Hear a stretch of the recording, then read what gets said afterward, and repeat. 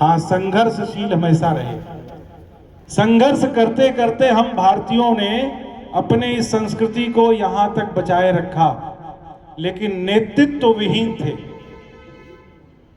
जिस समय अंग्रेजों से लड़ाई चल रही थी तो इस देश में उनके विरुद्ध जो आंदोलन और अभियान चल रहा था, एक दल, और उसी के पीछे हम सब चल रहे थे। तत्कालीन लोग चल रहे थे, हमारे पूर्वज भी चले, भारतीय राष्ट्रीय कांग्रेस। और उसने वो जो बेड़ा उठाया कि इन अंग्रेजों को यहां से बाहर फेंको और अपना स्व का शासन आए, अभियान चल रहा था। ये अपने पूजनीय डॉक्टर जी थे, वो भी उसी अभियान के हिस्सा थे। नागपुर के पैदाइश थी और उनका बचपन का जो जीवन था, उसके बाद आगे की पढ़ाई करते एमबीबीएस की पढ़ाई कलकत्ता करने गए। और वो कलकत्ता उस समय स्वतंत्रता आंदोलन का गढ़ था, और वहीं उसी काल में वो कांग्रेस के उस अभियान में पीछे पड़ गए। साथ में चलते रहे, लेकिन उनके मन में एक चीज आती थी कि वो कौन सी परिस्थितियां हैं जो बार बार देश में विदेशी आक्रमणकारी आते हैं और हमारे ऊपर शासन करते हैं।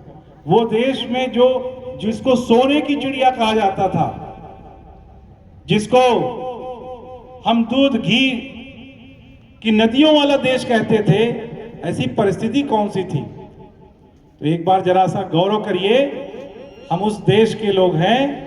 ये कोई 1947 का भारत नहीं है, ये कोई 1925 का भारत नहीं है। बहुत पुराना अपना ये देश। हमको ये जो छोटा सा नक्शा दिखता है आज, बहुत दूर तक विस्तृत नक्शा था ये।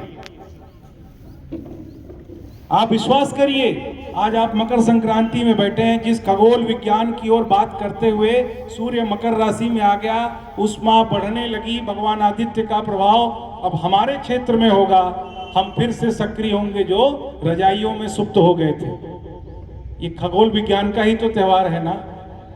और इस विज्ञान में हम उत्सव और त्यौहार मना रहे हैं, वो भारतीय, जिस खगोल विज्ञान को हमारे मनीषियों ने, हमारे पूर्वजों ने खोजा। जरा बताइए, 350 साल का ये कैलेंडर जो अभी हम लोग हैप्पी न्यू ईयर 31 दिसंबर की रात बोल रहे थे, इसमें जनवरी पहला महीना, फरवरी दूसरा, मार्च तीसरा और जून छठा महीना। और उसके बाद जरा आप बताइए, सेप्टा माने 7 होता है, ऑक्टा माने 8 होता है, तो उस हिसाब से 7वां महीना तो सितंबर होना चाहिए, 8वां अक्टूबर होना चाहिए, 9वां नवंबर होना चाहिए और 10वां दिसंबर। लेकिन हमारी काल गणना पे हमको गौरव नहीं है। ये जो 12 महीने कैसे समायोजन किया, ये 350 साल का इतिहास, और हमें अपना वर्षों का इतिहास भूल गया। चैत्र वैशाख ज्येष्ठ आषाढ़ सावन भादो कुंवर कार्तिक, गिनती हमारी मातृशक्ति बैठी, उनको आपसे अच्छा पता है। इन्होंने अपने एक जूलियस वो थे और अगस्ता, 2 राजा हुए, अपने प्रभाव को बढ़ाते हुए 2 महीने बीच में डाल दिए। जुलाई जूलियस और अगस्त उसको बना दिया 7वां महीना, उसको बना दिया 8वां महीना, और अपने प्रभुत्व को बचाने के लिए फरवरी महीना गड़बड़ कर दिया। उसमें से एडजस्ट करने के लिए उन्होंने कहा तुम्हारा 31 तो मेरा भी 31। हम झूठ बोल रहे हो तो देखिए कैलेंडर उठा के। कुल मिला के मेरा इशारा अपने कैलेंडर पे हमको गौरव करना। ये हिंदू सम्मेलन इसलिए, हमको चैतन्य इसलिए होना। जरा बताइए, हमारे पूर्वजों ने ये 7 वार खोजे थे, किस लिए खोजे थे? खगोल विज्ञान की बात हो रही है। ये 7 वार कौन से हैं? इस सूर्य से पूरी सृष्टि टिकी है। पहला दिन रविवार, सूर्य का दिन। मेरे पूर्वजों ने कहा, मेरे मनीषियों ने बताया, भगवान सूर्य का दिन रविवार। सोम किसका नाम है? चंद्रमा का। दूसरा दिन चंद्रमा का। तीसरा दिन बुद्धि का, वह ग्रह बुधवार, बृहस्पति। अगर सूर्य आज कल्पना कीजिए ना हो तो इनके बाद सबसे बड़ा ग्रह बृहस्पतिवार। वो तो अच्छा है कि सूर्य भगवान का प्रखर प्रताप हमको मिलता रहता है। ऐसे ही शुक्रवार और शनि देव के बारे में सबको मालूम है, शनिवार फिर से इन 7 वारों के अलावा कोई 8वां वार कोई दुनिया का और देश खोज के लाया क्या, या इसका ज्ञान कहीं और लिखा हुआ है? और मेरे ही नामों को उन्होंने रखा, रविवार को संडे और सोमवार को मुंडे है तो मंडे। तो जरा गौरव करो भाई अपनी संस्कृति पे। हमारे देश में मसाला विज्ञान, शस्त्र विज्ञान, खगोल विज्ञान, रसायन विज्ञान, चाहे घोड़ा चलाने का तरीका हो, चाहे अस्त्र चलाने का तरीका हो, सारी कुछ यही मौजूद थी। कौन थे भगवान, जरा बताइए? धन्वंतरी जी कौन थे? ये गिलोय अरब ने बताया कि बड़ा अच्छा होता है। ये नीम के बारे में भी बता रहे थे भाई साहब, ये पीपल के बारे में बता रहे थे। ये ज्ञान अमेरिका से आया था क्या? थोड़ा अपने अंदर मन से प्रश्न करेंगे तो ध्यान में आएगा कहां का है।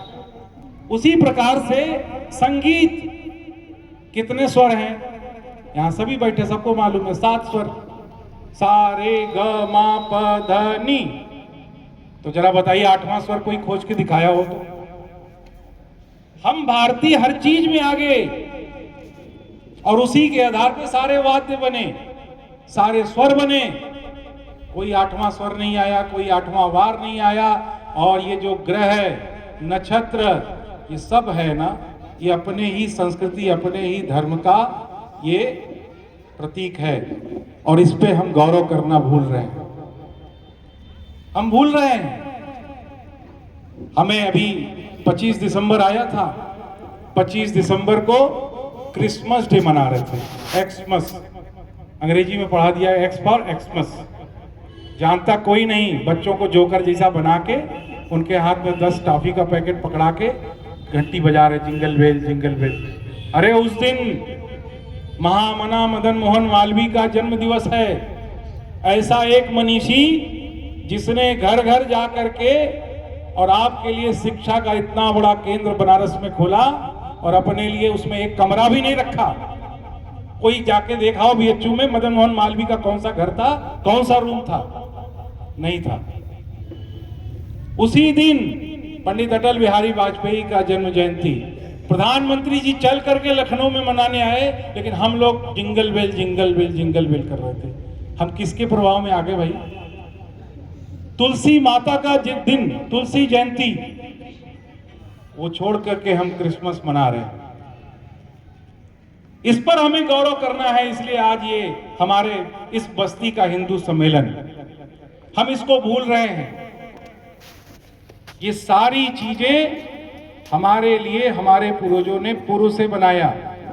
हमारे पास साहित्य का भंडार, 10,000 से ऊपर के अधिक साहित्य इसी नालंदा तक्षशिला में थे। 10,000 विद्यार्थी थे, 1200 शिक्षक थे, लेकिन वो सब तोड़े गए। क्यों? क्योंकि हमारे ज्ञान को कुंद करना था, भारतीयों के ज्ञान को कम करना। इसलिए इनको जला दो, इनको गिरा दो, मिटा दो। अभी अभी पुनरुद्धार हुआ है, मैं कोई सतही बात नहीं कर रहा हूं, आपके सामने की चीज है। 17 विश्वविद्यालयों वाला यह देश, जहां लोग शिक्षा ग्रहण करने आते थे, जहां का साहित्य पढ़ने आते थे, जहां का विज्ञान लेके जाते। वास्तुकला, वास्तुकला में जरा बताइए, ये इमामबाड़ा, ताजमहल, लाल किला जितने देखते हैं, अगर इतने बड़े ये वास्तुविद थे, जो आप जा रहे हो फोटो खिंचा रहे हो अपने अपने धर्मपत्नी और प्रेयसियों के साथ, इतने बड़े वास्तुविद थे, तो जरा दुबई में बताइए ऐसा कौन सा मॉन्यूमेंट है, सऊदी अरब में कौन सा है, अजरबैजान में कौन सा? अगर था तो वहां भी आप दिखाओ ना कि मेरे पास भी वास्तु शास्त्र था। सब तो यहीं आके तोड़ करके उसको मॉडिफाई करके बता दो कि नहीं, हिंदुओं का कुछ नहीं था, जो था सब हमारा है। हमारे सारे साहित्य जल गए, हमारे विश्वविद्यालय तोड़ दिए गए, और हमको अनपढ़ करार दिया गया। हमको बता दिया गया ये सांपों को दूध पिलाने वाले और ये जादू और टोने पे विश्वास करने वाले लोग अनपढ़ लोग। लेकिन मैं आपको कुछ बातें बता रहा हूं तो शायद गौरव होता होगा कि नहीं नहीं, ये सब तो अपने पास है। हमें अपनी आने वाली पीढ़ी को ये वाली बातें ध्यान कराना होगा। और डॉक्टर जी ने इन्हीं स्थितियों को ध्यान दिया कि ये वो देश था और ये आक्रमणकारी आकर के हमारे संसार 17 बार सोमनाथ पे लूटा था। तैमूर लंग आया, 17 बार की लूट, यानी एक बार किसी के घर में जाओ 17 बार जाकर के लाना पड़ रहा है, इतनी संपदा। हमारे मंदिर तोड़े गए, हमारे साहित्य, वेद, उपनिषद, पुराण, ये सारे यही हैं, 4 वेद हमारे, सारा ज्ञान उसमें है, अलग से कुछ पढ़ना ही नहीं। सारी क्रिया कर्म कांड जितना भी करते हैं हमारे ही पास है, कहीं अलग से सीखना नहीं। वो सब तो हमसे ले जाके अपने यहां कर रहे और हम अपनी चीजों को छोड़ करके पाश्चात्य चीजों के पीछे भाग रहे और इन्हीं कारणों से हम पिछड़े और हमारे अंदर नेतृत्व विहीनता आई। हम, मेरे बगल में क्या हो रहा है, कौन किस पे आक्रमण कर रहा है, कौन किसको क्या कर रहा है, हम आत्मसूम दिग्भ्रमित होकर के अपने में मस्त अलमस्त, ऐसा सोया हुआ हिंदू समाज जिसके कारण से बार बार आक्रांता आता और विभिन्न कालों में कभी शक आए, कभी हूड़ आए, कभी मुगल आए, अंग्रेज आए, कितने आक्रमणकारी आए इतिहास से हम सब परिचित हैं। केवल आए और यहीं आए, हमारी चीजों का दोहन किया, हमको लड़ाया। ये स्थितियां न बने, ये आत्मशून्यता, ये दिग्भ्रमित होना, इन्हीं चीजों को ध्यान करके 1925 में ऐसे कुछ 5-7 लोगों को लेकर के, जिसमें बच्चे जैसे लोग थे, बहुत समझदारी भी नहीं थी, पूजनीय डॉक्टर जी ने ये संघ रूपी बीज का बीजारोपण किया, राष्ट्रीय स्वयंसेवक संघ की स्थापना कर दी। आज वो राष्ट्रीय स्वयंसेवक संघ जो 1925 में जिसका बीजारोपण हुआ था, वो अपनी यात्रा का 100 साल पूरा कर लिया। इस 100 साल को अगर हम एक बार दृष्टिपात करें तो आप इसको 4 भागों में देख सकते हैं। 100 सालों में संघ की यात्रा कैसी थी। 1925 में संघ बना, स्थापित हुआ और 1925 से 1948 यानी जहां पे देश स्वतंत्र हुआ, यहां तक यह संघ का ये उपेक्षा काल था। जब डॉक्टर जी सबको एकत्रित होने के लिए, शाखा आने के लिए, हिंदू एकजुट हो जाओ, हिंदू समाज का संगठन करने के लिए इस संगठन की स्थापना करी, तो समझते थे ये डॉक्टर पागल हो गया है, ये चला है हिंदुओं का संगठन करने, ये कुछ नहीं कर सकता।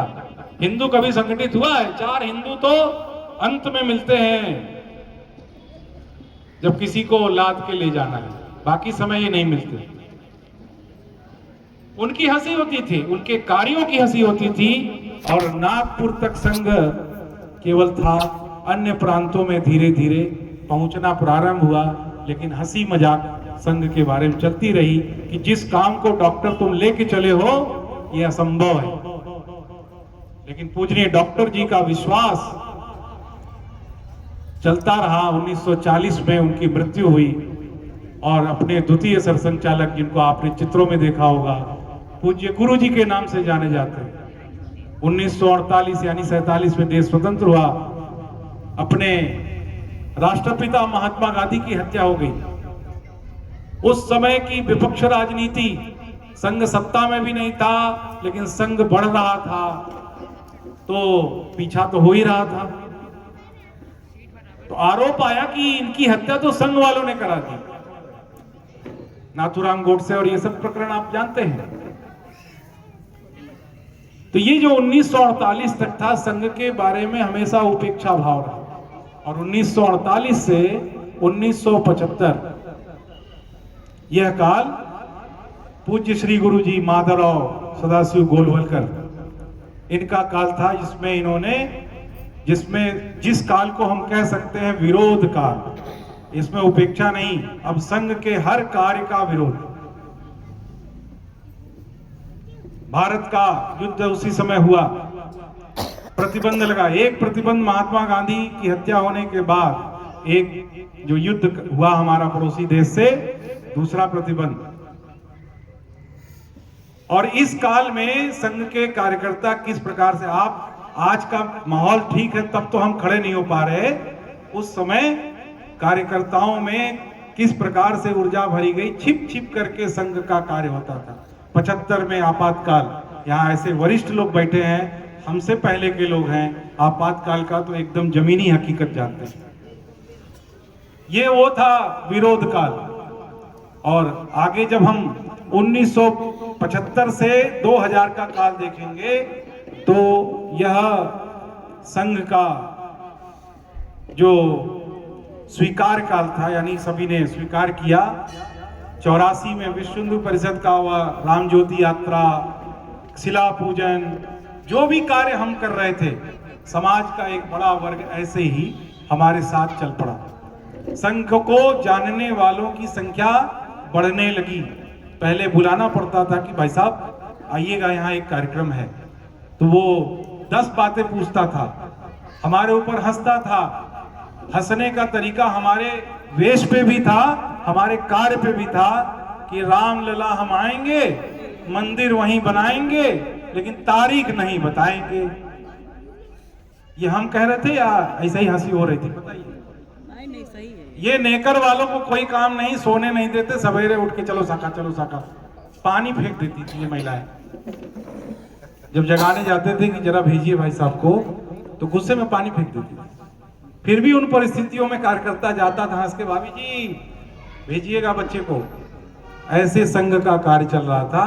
आज संघ में सब स्वीकार्य है, सब हमारे साथ हैं, और 2000 से 2026 आपके सामने है। इस काल में संघ सर्व स्वीकार और सहभाग, जो संघ कर रहा है वो करने के लिए पूरा समाज चल पड़ा। ये है संघ की 100 वर्ष की यात्रा। इसमें अयोध्या में अभी कैसे आप सब अपने ही घर में टीवी देख के रोमांचित हुए, उन चित्रों को देख के। देश का अपना नेतृत्व बैठ करके, अपने संघ के मुखिया बैठ करके, अपने इस प्रदेश के मुखिया बैठ करके किस प्रकार से भगवान श्री राम लला की प्राण प्रतिष्ठा किए। और धर्म ध्वजा जो हवाओं में लहरा रहा है, जिसकी कीर्ति, जिसका सुगंध पूरी दुनिया में अब फैल रहा है। हर देश के ऊपर लकीर खींच गई। रोज टीवी में आ रहा, पढ़ रहे होंगे, नाम किसी का नहीं लेंगे।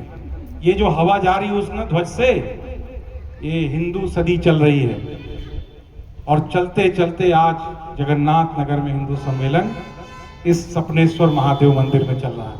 अपने 100 वर्ष की यात्रा पे गौरव करते हुए, और संघ जो चाहता है, संघ ने हिंदू समाज को संगठित करने के लिए संघ प्रारंभ तो किया, लेकिन हिंदू समाज का ठेकेदार संघ नहीं है। संघ कहता है कि जो संघ चाहता है कि सभी एकत्रित हो, सभी एक हो, सब संगठित हो करके सहोदर हो, एक तरीके से रह करके इस देश को आगे बढ़ाओ, वो भाव समाज में आ जाए, तब ये 100 वर्ष की यात्रा का फल मिल रहा है।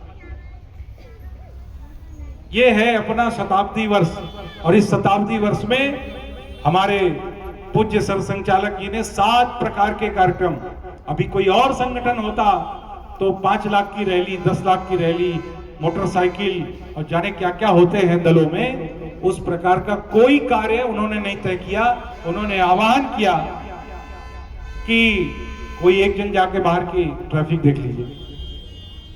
उन्होंने आह्वान किया कि हमको 7 काम इस एक वर्ष में, जो शताब्दी वर्ष है, विजयादशमी 2025 से विजयादशमी 2026, हम एक वर्ष शताब्दी वर्ष बनाएंगे।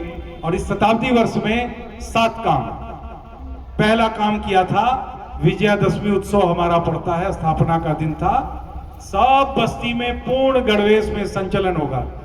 आपने अगर किसी ने देखा हो तो सभी स्वयंसेवकों ने अपने अपने क्षेत्रों में पूर्ण गणवेश पहन करके और अपना दंड लेकर के एक साथ कदम मिलाते हुए स्थापना का आगाज किया था। दूसरा कार्यक्रम, व्यापक गृह संपर्क, घर घर गए, संपर्क किया, संघ का विचार एक पत्रक, एक चित्र के द्वारा आप तक पहुंचाया।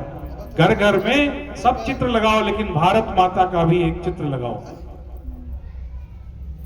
और तीसरा कार्यक्रम, वो जो चल रहा है हिंदू सम्मेलन, आगे युवाओं का कार्यक्रम, उसके आगे ऐसे विभिन्न कार्यक्रम करते हुए, और 2026 विजयादशमी में इस संघ शताब्दी वर्ष का समापन ऐसे ही आयोजनों से हो रहा है। और ये हिंदू सम्मेलन केवल अपने इसी धर्म के प्रति, इसी संस्कृति के प्रति गौरव को स्मरण करने वाला और सबको एकजुट करने वाला। क्यों?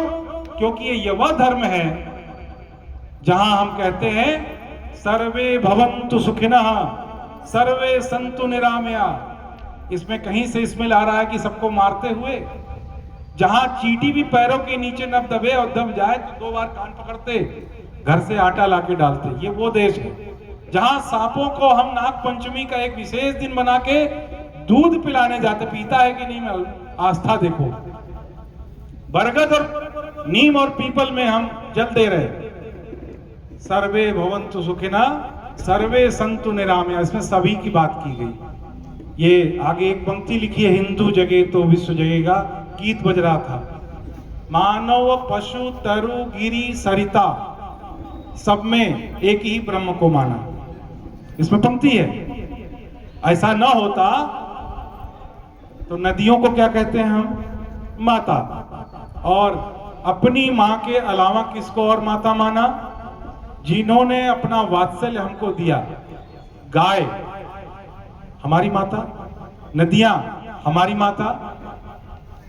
यानी हर चीज के प्रति हमारा यह धर्म हमको एक संस्कार देता है। इसलिए अपने इस धर्म के लिए धर्मो रक्षति रक्षिता, ऐसा करके बोला जाता है।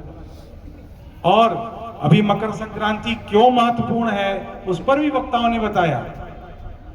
तो पूजनीय गुरु जी बाला साहब देवरस, हमारे जो तिथि संचालक, ये समरसता के लिए बहुत से कार्य किए। हम एक मंत्र बोलते हैं, समरसता मंत्र कहा जाता है। कहते हैं हिंदुआ सोदरा सर्वे ना हिंदू पतितो भवे, मम दीक्षा हिंदू रक्षा मम मंत्र समानता। ये मकर संक्रांति में वही करना। कौन क्या है? कुछ नहीं, सब सहोदर हैं। सहोदर माने इसको माता कहा है। ये माता कौन? जिसका चित्र अभी हमको घर पे बताया गया, भारत माता।